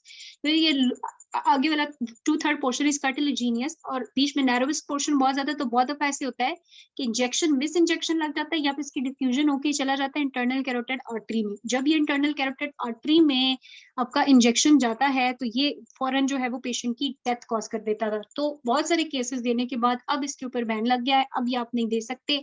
फिर आप करते क्या हो, अब आप इसका सर्जिकल ट्रीटमेंट करते हो, ठीक है। सो पहले सिम्टोमेटिक था, मेडिकल था, लेकिन अब हम इसका सर्जिकल ट्रीटमेंट करते हैं। नो सर्जिकल ट्रीटमेंट आप करते क्या हो, कहता है कि अगर हमारे पास जो है वो सर्जिकल ट्रीटमेंट हम करते हैं, और या तो हम लोग इसके अंदर जो है वो स्कारिंग इंड्यूस करते हैं और हम लोग इसको किसी तरीके से बंद कर देते हैं, या फिर ना इसके इर्द गिर्द फैट की अमाउंट बढ़ा देते हैं। फैट इसके इर्द गिर्द होगा बेटे तो वो फोर्सफुली इसको क्लोज कर देगा, ठीक है। सो सर्जिकल ट्रीटमेंट यही है कि आप इसकी स्कारिंग या फिर आप इसके इर्द गिर्द जो है वो फैट को डिपॉजिट कर देते हो। सो उससे आप ये जो पैथुलस यूस्टेशियन ट्यूब है इसको क्लोज किया जा सकता है। नेक्स्ट टेक्निक जो इसकी टेस्टिंग के लिए यूज की जा सकती है वो आपके पास सोनो ट्यूबोमेट्री भी है। कहता है इसमें बस यही होता है कि ठीक है, ठीक है। वो कहता है कि इसमें क्या होता है कि हाँ, इसमें पता हम क्या करते हैं कि मैं भी आप लोगों को तस्वीर दिखाती हूँ, मैं तस्वीरें क्यों नहीं दिखाई। यहाँ पे जो इसका नेजल कैविटी होती है ना, हम यहाँ से साउंड एंटर करते हैं, ठीक है। उसके कानों को ना ऐसे वो कर देते हैं, यहाँ से हम लोग प्रोबिंग से देख रहे होते हैं साउंड उसकी नेजल कैविटी में। नेजल कैविटी से वो जाती है नेजोफेरिंक्स में, नेजल फेरिंक्स से यूस्टेशियन ट्यूब से बेटे वो आपका मिडल ईयर, और मिडल ईयर से वो कहता है कि हमने अभी देखा कि यहाँ पे हमने जो प्रोबिंग किया था उसके ऊपर मैंने कहा था हमारे पास एक साउंड डिटेक्शन भी होती है। तो एक्सटर्नल ऑडिटरी किनाल या फिर वो मिडल ईयर में भी जा रहा था, हमसे पूछते हैं कि क्या उसको सुनाई दे रहा है या नहीं दे रहा। तो ये एक जो है वो सोनो ट्यूबोमेट्री भी होती है कि साउंड को ट्यूबो टम्पनिंग मेम्ब्रेन से गुजार के हम लोग साउंड की टेक्निक को चेक कर रहे होते हैं। तो बस ये बात है। सो यहाँ तक मैं आपकी सारी की सारी टेक्निक्स थी जिनमें से आपसे कुछ भी पूछा जा सकता है। वंस अगेन मैं अगर सिर्फ इनके नाम लिखती जाऊँ तो आप लोग को रिकॉल होना चाहिए कि इन टेक्निक्स में हम क्या क्या करते हैं। सबसे पहले हमने कहा वेल सेल्वास मैन्यूवर करते हैं जिसमें मेम्ब्रेन आपकी बेटे बल्ज आउटवर्ड करती है, this is a non physiological testing. Then हमने कहा हम लोग कर लेते हैं हमारे पास पॉलिट्सर बैग मैन्यूवर जो बच्चों में परफॉर्म किया जाता है सेम यही टेक्निक के ऊपर। देन थर्ड टेस्टिंग हमने बात की यूस्टेशियन ट्यूब कैथेटराइजेशन, वो आपको इंसर्शन के मेथड्स आने चाहिए कि स्ट्रेट जाएगी, मीडियली रिट्रैक्ट करेंगे, देन 180 डिग्री पे रोटेट करके इंसर्ट कर देंगे। उसके बाद हम आगे थे फिजियोलॉजिकल टेस्टिंग पे। फिजियोलॉजिकल टेस्टिंग पे हमने कहा टॉनी बी टेस्टिंग है जिसमें वो अपना मुंह बंद करके स्वॉल्विंग करती है और उससे हमें फिजियोलॉजिकल टेस्टिंग पता चलती है। देन बेटे टेम्पेनोमेट्री आ गई जिसमें इन्फ्लेशन डी इन्फ्लेशन टेस्ट था, ये दोनों रिपीट हो रहे थे फर्स्ट और फोर्थ वाला। उसके बाद हमने कहा कि हम रेडियोलॉजिकल टेस्टिंग करते हैं जिसमें हम ओपैक एंड डाइज वगैरह से चेक करते हैं। इसके आगे फर्दर दो जो हैं वो हमारे पास सेक्रीन था क्या था और उसके अलावा मिथिलीन ब्लू था, उससे हम डिटेक्ट कर सकते हैं। देन हमने सीटी स्कैन और उसमें फिर एक इम्पॉर्टेंट चीज हमने पढ़ ली जिसको हम लोग कहते हैं patulous eustachian tube that is basically autophonia, उसको अपनी आवाज सुनाई देती है, most commonly associated with third trimester of pregnancy and also is idiopathic. और उसके बाद लास्ट मैंने कहा सोनोट्यूबोमेट्री करते हैं। तो ये डिफरेंट टेक्निक्स आपकी बुक में है जो आप यूस्टेशियन ट्यूब को डिटेक्ट करने के लिए चेक करते हो, बेसिकली यूरोस्की मटीरियल, लेकिन आपको आना चाहिए। अब बात आ जाती है कि अगर हमारे पास यूस्टेशियन ट्यूब का डिसऑर्डर है, तो डिसऑर्डर है तो क्या करें? बेटे देखो, यूस्टेशियन ट्यूब का क्या मैक्सिमम क्या डिसऑर्डर है? यही ना कि ये ऑब्स्ट्रक्ट हो जाएगी, ठीक है, ब्लॉकेज आएगा। तो ये जो ऑब्स्ट्रक्शन, ये ब्लॉकेज है। अब आपकी बुक में उन्होंने बहुत बच्चों वाली रीडिंग है इसके, अगर आप कर लें तो बहुत बेहतर है कि ये ऑब्स्ट्रक्शन क्यों होती है। तो कहता है ये ऑब्स्ट्रक्शन इस वजह से हो सकती है, कोई मैस है, कोई पॉलिप है, कोई ट्यूमर है, कोई ओवरग्रोथ स्टार्ट हो गई है, कोई एलर्जिक रिएक्शन था वो वहां पे बार बार कर रहा है, कुछ ना कुछ हो रहा है, तो ये ऑब्स्ट्रक्शन इस वजह से है। अगर ऑब्स्ट्रक्शन है तो क्या करूं? ऑब्स्ट्रक्शन के कॉज को ट्रीट करूं। ऑब्वियसली बात है, हमने क्या करना है, जो भी ऑब्स्ट्रक्शन कॉज कर रहा है आपने उस कॉज को ट्रीट करना है। एक ही होता है कि अगर आपकी यूस्टेशियन ट्यूब के अंदर ऑब्स्ट्रक्शन के अलावा क्या हो सकता है, दूसरा मसला इन्फेक्शन हो सकता है। तो अगर इन्फेक्शन है और वो रिपीटेड इन्फेक्शन है, तो बार बार आपको पता है बेटे, जब भी इन्फेक्शन हील करता है तो वहां पे क्या स्टार्ट होती है? स्कारिंग। स्कारिंग से आपको पता है वहां पे क्या स्टार्ट हो जाएगी? बार बार फाइब्रोसिस। तो फाइब्रोसिस जब हो जाएगी तो वो ट्यूब फाइब्रोस्ड हो जाएगी, तो अब वो ट्यूब ओपन नहीं हो सकती। जब वो ट्यूब ओपन नहीं हो सकती है तो वो ट्यूब जो है वो क्रॉनिक डिसऑर्डर में कन्वर्ट हो जाएगी और वो क्रॉनिकली क्लोज हो जाएगी। इस क्लोज ट्यूब को ओपन करने का क्या तरीका है? तो इसके लिए हम लोग एक टेक्निक परफॉर्म करते हैं जिसे कहते हैं यूस्टेशियन ट्यूब बैलून डायलिटेशन, ठीक है। वो एक बड़ा, जिस तरह से वो आपने पहले भी एक बैलून कैथेटर की टेक्निक पढ़ी हुई है, तो वो जो है वो नॉस्ट्रल से एंटर करते हैं, बैलून कैथेटर जाता है और फिर ट्यूब को जाके डायलेट और इन्फ्लेट करता है। सो क्रॉनिक अगर डिसऑर्डर है तो उसको आप इस तरह से ट्रीट कर सकते हो। बाकी ऐसा कुछ भी नहीं है बुक में, मैं आप लोगों को बुक से दिखा भी देती हूँ, फिर आपका कोई कंसर्न है तो हम ले भी लेते हैं। इनने एनाटॉमी डिस्कस की है, उसके बाद ने मसल्स के बारे में बात की है। लाइनिंग वही बात है कि म्यूकोजा है, सब म्यूकोजा है जिनका एपिथेलियम है। देन नर्व सप्लाई, हाँ आप देख लेना कि इसको 10th क्रेनियल नर्व जो है वो, सॉरी 9th क्रेनियल नर्व की जो ब्रांचेस होती हैं टिम्पैनिक, वो सप्लाई करती हैं। कुछ पैरासिम्पैथेटिक फाइबर्स भी आ रहे होते हैं और कुछ हमारे पास ट्राइजेमिनल नर्व भी इसको सप्लाई करती है। इन्फेंट और अडल्ट ट्यूब में क्या डिफरेंस है वो मैंने आपको बता दिया कि ये वाइडर, शॉर्टर और हॉरिजेंटल होती है बच्चों वाली। फंक्शंस बेटे हमने इसके डिस्कस कर लिए कि ये आपको वेंटिलेशन प्रोवाइड करती है, ड्रेनेज का पाथवे होती है, सारा ये आपकी फंक्शनल एनाटॉमी इन्होंने यहाँ पे बनाई हुई है, ये मैंने आपको डायग्राम साथ दिखाई। अब आ जाती है कि हम इसके लिए क्या टेस्ट परफॉर्म करें। सबसे पहले इन्हें वर्ल्ड टेस्ट लिखा हुआ है, वो बात होगी। पॉलिटाइजर टेस्ट है, वो भी बात होगी।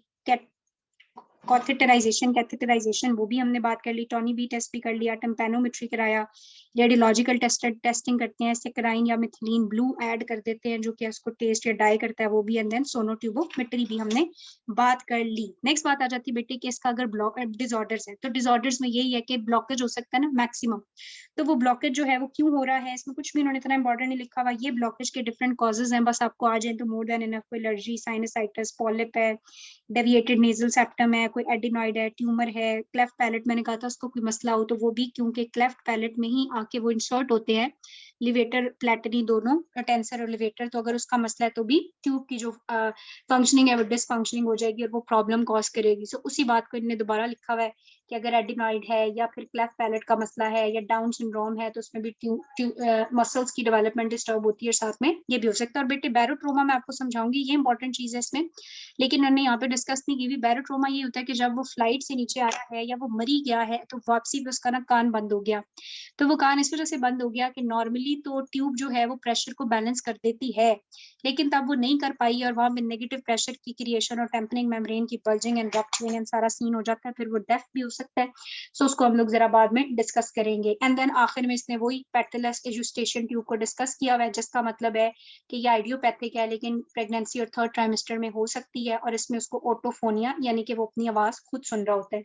अब बात है जैसे कि स्टेशन ट्यूब को आप लोग एग्जामिन कैसे कर सकते हो या आप लोग इसको कैसे देख सकते हो, तो इसको देखने के बहुत सारे तरीके हैं जो आप लोग अपनी स्किल्स वगैरह में देखेंगे कि हम लोग, इसका एक फ्रेंजियल एंड होता है जो बेसिकली आपके नेजोफेरिंक्स की तरफ आ रहा है, इसलिए इसको राइनोस्कोपी करके रिजिड एंडोस्कोप से या फ्लेक्सिबल नेजोफ्रेंजोस्कोप से आप देख सकते हो।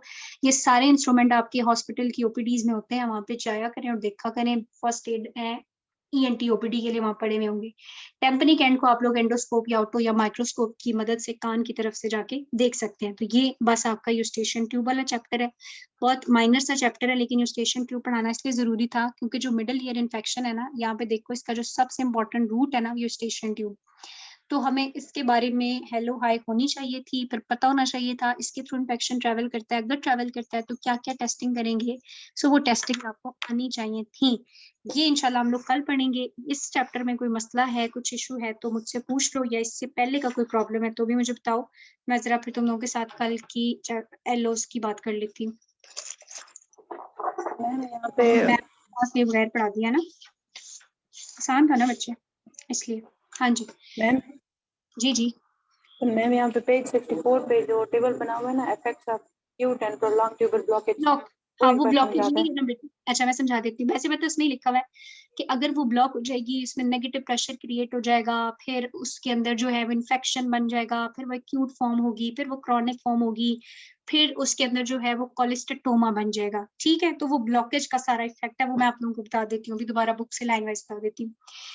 कल की हम थोड़ी सी बात कर लेते हैं, फिर मैं वो आपको दोबारा बता देती हूँ। अच्छा मुझे जल्दी से बताते जाओ कि मिडल ईयर क्लेफ्ट से क्या मुराद है हमारी, किस चीज को कहते हैं? middle ear plus mastoid plus Eustachian tube. Yes very good. Middle ear These plus all आपके पास यूस्टेशियन ट्यूब हो गई, और प्लस हमने कहा कि पीछे से जाके मेस्टॉइड प्रोसेस हो गया। सो अगर आपसे एमसीक्यू में या वाइवा में पूछेंगे तो आपने कहना है नहीं है कि मिडिल ईयर का मतलब मिडिल ईयर क्लेफ्ट है। Middle ear plus Eustachian tube plus mastoid is known as middle ear cleft. Volume कितना होता है इसका? 6 milliliter. Very good. अच्छा उसके बाद बेटे कितनी वॉल्स होती है इसकी? 6. 6 वॉल्स। और आपको बेटे अब तो तुम लोग फेड अप हुए हुए होगे, सारी 6 वॉल्स की बाउंड्रीज और जो भी इसकी इंपॉर्टेंस है वो आनी चाहिए। कि फॉर एग्जांपल मैं जल्दी से खुद बता देती हूँ कि आपकी जो सुपीरियर वॉल है उस पे आपके पास टेगमेंट टेम्पेन आए होता है और ओपनिंग होती है, सॉरी जो रूफ है उसमें टेगमेंट टेम्पेन आए है। जो फ्लोर है वो भी कार्टिलेजिनियस होता है, जो जुगुलर बर्ब और इंटरनल कैरोटिड आर्टरी से इसको टेम्पेनिक कैविटी को सेपरेट करता है। जो मीडियल वॉल हमने पढ़ी, इसमें हमने कहा बड़ी इंपॉर्टेंट ओपनिंग थी, ओवल विंडो थी, राउंड विंडो थी, अच्छा हुक थी मसल के लिए, अच्छा फेशियल नर्व का एक जो है वो हॉरिजेंटल पोर्शन था, उसके ऊपर मैंने एक डूम बताई थी। वो किसके लिए डूम थी मीडियल वॉल पे? Doom for semi circular canal. Lateral semi circular canal. और वो लेटरल सेमी सर्कुलर कैनाल की क्या इंपॉर्टेंस थी? मैम सर्जिकल लैंडमार्क था। No. Most common size for Fistula. Yes very good. Labyrinthine fistula के लिए जो मोस्ट कॉमन ओपनिंग है that is basically lateral semi circular canal का डूम। और ये डूम कहाँ पे प्रेजेंट होता है? Medial wall of middle ear. ठीक है। अच्छा उसके बाद बेटे इंटीरियर वॉल में यही ओपनिंग्स है, और उस यूस्टेशियन ट्यूब की सारी इंपॉर्टेंस आपने देख ली। और इसका मेडिकल पॉइंट यही है कि अगर यूस्टेशियन ट्यूब का ये जो हमने पढ़ा अभी के ऑटोफोनिया वाला सीन होता है तो इसमें इंजेक्शन जो है वो वहां पे भी इंसर्ट हो सकता था। उसके बाद अच्छा फेशियल रिसेस और इसकी बाउंड्रीज। तो फेशियल रिसेस क्या थी और उसकी क्या बाउंड्रीज थी, आज भी हमने बात की। Facial recesses posterior tympanometry. देखो देखो ये पोस्टीरियर वॉल है ना, ये आपकी फेशियल नर्व है, ये लेटरल साइड है, ये मीडियल साइड है, ये आपकी बेटी फेशियल रिसेस है। अब मुझे बताओ इस फेशियल रिसेस की क्या बाउंड्रीज है? में मिडिल ईस्ट में facial nerve होती है वेरी गुड। और लोअर साइड पे? lower tympani है। वेरी गुड ठीक है। Superiorly short passes of incus होता है और laterally pars tensa. Pars tensa, क्योंकि देखो ये लेटरल साइड है तो लेटरल साइड तो टेम्पनिंग मेम्ब्रेन है, और टेम्पनिंग मेम्ब्रेन का भी pars tensa. Clear? Very good. और हमने कहा फेशियल रिसेस की इंपॉर्टेंस क्या है, क्लिनिकली क्या इंपॉर्टेंस है इसकी? This is the side for posterior tympanometry. Very good. उसके बाद हमने कहा साइनस टेम्पिनाई और इसकी बाउंड्रीज और इसकी क्या इंपॉर्टेंस है। तो साइनस टेम्पिनाई मैंने अभी समझाया, फिजा मुझे बताएंगी। यहाँ पे साइनस टेम्पिनाई है ना, तो क्या इसकी बाउंड्रीज है?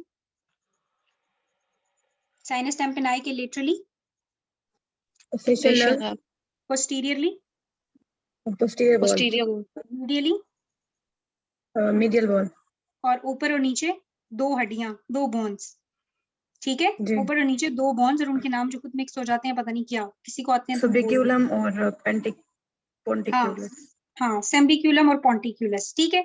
और इसकी इंपॉर्टेंस क्या है कि ये एक हिडन एरिया है। सो रिकरंट क्या बताया था? कोलिस्टोमा। करंट, हाँ कोलिस्टोमा जो बनता है वो यहाँ पे बन सकता है। ठीक है, हिडन एरिया होता है, मैं नजर नहीं आता। उसके बाद बेटे what is Scutum and it's clinical significance? Scutum क्या था? मैम ये बोनी प्रोजेक्शन की एपिटिम्पेनिक के पार्ट में। Very good. देखो ये आपके पास जो है वो टेम्पेनिक मेम्ब्रेन है ना, तो हमने कहा टेम्पेनिक मेम्ब्रेन अगर हम लोग देखेंगे पूरी मिडल ईयर की लेटरल कैविटी, तो टेम्पेनिक मेम्ब्रेन की वजह से हम कहते हैं ये 3 पार्ट्स हैं, ये इसका मिडल पार्ट है, ये इसका अपर पार्ट है, इसका लोअर पार्ट है, ठीक है। ये एपिटेम्पेनिक, ये मेसोटेम्पेनम और ये हाइपोटेम्पेनम। ये जो एपिटेम्पेनम है यहाँ पे एक बोनी प्रोजेक्शन पड़ी होती है और उस बोनी प्रोजेक्शन को हम स्कूटम कहते हैं। और इसकी सिग्निफिकेंस क्या थी? ये मोस्ट कॉमन साइट है प्राइमरी एक्वाइड कॉलेस्टोमा के लिए। वेरी गुड, ठीक है, ये बात होगी। उसके बाद बेटे वो स्ट्रक्चर जो कि एडल्ट साइज के होते हैं, चलो मुझे 1-2 बता दो। एडल्ट साइज के कौन होते हैं by birth?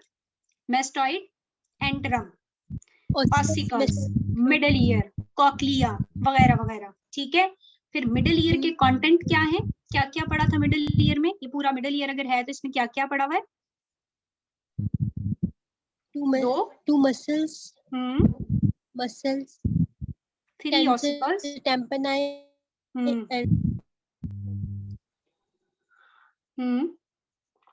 Tensor tympani and stapedius, ठीक है। Tensor tympani from first arch and stapedius from second arch. So ये आपको एनाटॉमिकल कुछ पॉइंट्स याद रखने थे। चलो मैं लास्टली बता दो आर्कुएट एमिनेंस क्या थी? आर्कुएट एमिनेंस क्या थी? सेमी सर्कुलर कैनाल की वजह से जो एमिनेंस बन रही थी। हाँ बेटे, ये जो इसकी सुपीरियर बाउंड्री है ना मिडल ईयर की, जो टेगमेंट टेम्पेनाई से बनती है, ये स्ट्रेट नहीं होती बल्कि ये यूं होती है, इसको हम कहते हैं आर्कुएट एमिनेंस। और इसकी सिग्निफिकेंस क्या है? Surgical landmark for nerve surgery, facial nerve surgery. हमें कोई इनर ईयर की सर्जरी करनी है तो हम डायरेक्टली यहाँ से भी इंटर हो सकते हैं। सो ये आपके कल के कुछ एलोस थे और बाकी आप लोगों ने यही देखना है कि roof of middle ear and its significance. Roof जो है वो मिडल ईयर का क्या है? यही टेगमेंट टेम्पेनाई और यही इसकी आर्कुएट एमिनेंस सिग्निफिकेंस में आपसे बेसिकली पूछना चाहती थी। सो ये बेटे आप लोगों के एलोस थे और आई होप कि आप लोगों ने मुझे खुद ही सारे याद कराए हैं, तो आपको मुझसे अच्छे आते होंगे।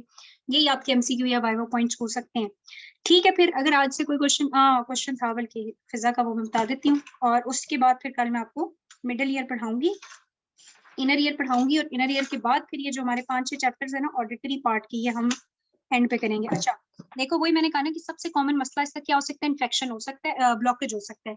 तो कहता है कि जब हमारे पास ब्लॉकेज हो जाएगा, तो मैंने आपको वहां पे बताया बड़ी इंपॉर्टेंट गैसेस होती है ना, यही मैं समझाना चाह रही थी वहां पे, मुझे रिपीट करती हूँ भी, कि आपके पास कार्बन डाइऑक्साइड बाहर होती है और ऑक्सीजन अंदर होती है। तो ये जो गैसेस हैं ये एब्जॉर्ब हो जाएंगी, गैसेस वैसे ही एब्जॉर्ब हो जाएंगी, और जो आपका मिडल ईयर है उसके अंदर एक नेगेटिव प्रेशर क्रिएट होगा। जब मिडल ईयर के अंदर नेगेटिव प्रेशर क्रिएट होगा बेटे, तो ये टेम्पेनिक मेम्ब्रेन को अंदर की तरफ रिट्रैक्ट करेगा, रिट्रैक्शन करेगा। जब इसको रिट्रैक्शन करेगा, खींचेगा, तो बहुत सारी जो आपकी आर्टरीज वगैरह हैं वो भी रिट्रैक्ट होंगी, जिसकी वजह से यहाँ पे क्या स्टार्ट हो जाएगा? हेमरेज स्टार्ट हो जाएगा और एक्सुडेट की एक्यूमुलेशन स्टार्ट हो जाएगी। उस हेमरेज की वजह से जाहिर है वो हेमरेज ड्रेन नहीं हो पा रहा, ब्लॉक हुआ हुआ है, तो उस ब्लॉकेज की वजह से फर्दर वहां पे जो है वो एक्यूमुलेशन स्टार्ट हो जाएगी। कहते हैं एक्यूमुलेशन की वजह से एटिलेक्टेसिस हो सकता है, या फिर अंदर चूंकि ये खिंचा जा रहा है ना, तो इस खिंचने की वजह से प्रेशर की वजह से ना यहाँ पे कुछ पॉकेट्स क्रिएट हो जाती है, रिट्रैक्टेड से एरियाज क्रिएट हो जाते हैं, जिन्हें हम कॉलेस्टोमा या फिर पॉकेट या एटिलेक्टेटिक ईयर या परफोरेशन भी हो सकती है, या पॉकेट्स क्रिएट हो सकती हैं। जब ये पॉकेट्स वगैरह क्रिएट हो जाएंगी या अंदर इतना सारा मसला चल रहा है, तो जितने भी आपके अंदर ज्वाइंट्स हैं वो भी सारे इरोड होना स्टार्ट हो जाएंगे, और मिडल ईयर के अंदर अच्छी खासी पैथोलॉजी क्रिएट हो जाएगी ट्यूबल ब्लॉकेज की वजह से, ठीक है। तो ये इस ब्लॉकेज का कंसिक्वेंस होगा अगर इसको बहुत जल्दी खत्म ना किया गया या ट्रीट ना किया गया। यानी पहले ब्लॉकेज हुआ, फिर ट्यूब्स गैसेस रीअब्सॉर्ब हो गई, वो रीअब्सॉर्ब हो गई, नेगेटिव प्रेशर क्रिएट हो गया, मेम्ब्रेन रिट्रैक्ट हो रही है, लीकेज स्टार्ट हो गया, इन्फेक्शन हो रहा है, ब्लॉकेज हो रहा है, उसके बाद एटिलेक्टेसिस या रिट्रैक्टेड पॉकेट्स बन सकती हैं, ठीक है। और फिर आपकी इवन जो जॉइंट्स हैं वो भी स्टेपीडियल जॉइंट्स वगैरह वो भी इरोड होना स्टार्ट हो जाएंगे। कल मैंने कहा था एक जॉइंट सबसे पहले इरोड होता है और एक सबसे आखिर में इरोड होता है, वो कौन सा था? Ma'am long process of incus जो है वो सबसे पहले इन्वॉल्व होता है और स्टेपीज की फुटप्रिंट सबसे एंड पे। लेंटिक्यूलर प्रोसेस ऑफ इंकस सबसे पहले, अगर लेंटिक्यूलर नहीं है तो फिर लॉन्ग प्रोसेस, और सबसे आखिर में वेरी गुड स्टेपस की फुट प्लेट इन्वॉल्व होती है, ठीक है, ठीक है। चलो जी, अच्छी बात है, तुम लोगों को याद तो हो रहा है, मुझे तो लगा था ईयर पढ़ोगे ही नहीं तुम लोग। चलो जी ठीक है बेटे, फिर हम लोग छुट्टी करें, फिर आप लोगों ने इसको पढ़ लेना है। बस यही टेक्निक्स जितनी मैंने करा दी है इतनी करना, बेशक की वो ज्यादा डेप्थ में जाने की जरूरत नहीं है, लेकिन कर लिया हमने बुक से ऑलमोस्ट। कल हम फिर मिडिल ईयर पढ़ेंगे, ठीक है? Yes ma'am. चलो ठीक है फिर, अल्लाह हाफिज। अल्लाह हाफ़िज़। मैं अल्लाह हाफिज बेटे।